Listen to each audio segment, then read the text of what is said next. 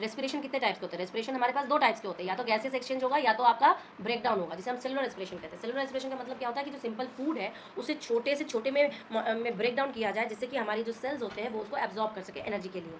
तो और गैसेस में क्या होगा? गैसेस में इनटेक होगा ऑक्सीजन का और एक्सेल होगा CO2 का, यही तो गैसेस ब्रीथिंग है। लेकिन जब हम ब्रेक डाउन करते हैं रेस्पिरेशन के प्रोसेस से, किसका? रेस्पिरेशन से प्रोसेस का ग्लूकोज का, तो क्या होता है? C6H12O6 ग्लूकोज का मॉलिक्यूल होता है और ये 6 कार्बन मॉलिक्यूल में टूटता है। लेकिन बात कहाँ पर आती है? ये जो बाकी ब्रेकडाउन होता है ये सारे के सारे आपके किसके भीतर होते हैं? सारे के सारे बेटा साइटोप्लाज्म के भीतर होते हैं। साइटोप्लाज्म में बहुत इंपॉर्टेंट पार्ट है। अब देखो इसके भीतर क्या हुआ? सेलुलर रेस्पिरेशन जब हुआ, सेलुलर रेस्पिरेशन जब हुआ, किसके भीतर हुआ?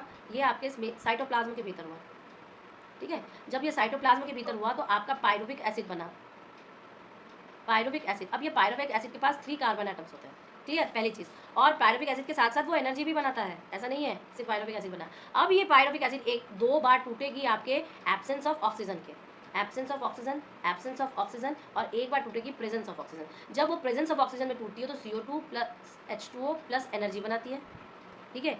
और एक बार जब वो एब्सेंस में टूटती है तो लैक्टिक एसिड और एनर्जी बनाती है। और ये जब एब्सेंस में टूटती है तो ethanol plus HCO2, ethanol plus CO2 plus energy बनाती है, क्लियर। और ये प्रोसेस जो पायरुविक एसिड के टूटने का है, ये होता कहाँ पर है? माइटोकॉन्ड्रिया। इसलिए माइटोकॉन्ड्रिया को क्या कहते हैं? सेल का पावर हाउस। क्या कहते हैं? Power house. याद रखना, माइटोकॉन्ड्रिया को सेल का पावर हाउस कहते हैं। नेक्स्ट आपका रेस्पिरेशन एरोबिक और एनएरोबिक। एरोबिक का मतलब होता है ऑक्सीजन प्रेजेंट है, एनएरोबिक का मतलब ऑक्सीजन एब्सेंट है। जब ऑक्सीजन प्रेजेंट है तभी वो माइटोकॉन्ड्रिया के भीतर काम कर रहा है। एरोबिक ऑक्सीडेशन कहाँ पर होता है? एरोबिक रेस्पिरेशन आपके माइटोकॉन्ड्रिया के भीतर होता है, जबकि एनएरोबिक होता है साइटोप्लाज्म के भीतर, ठीक है।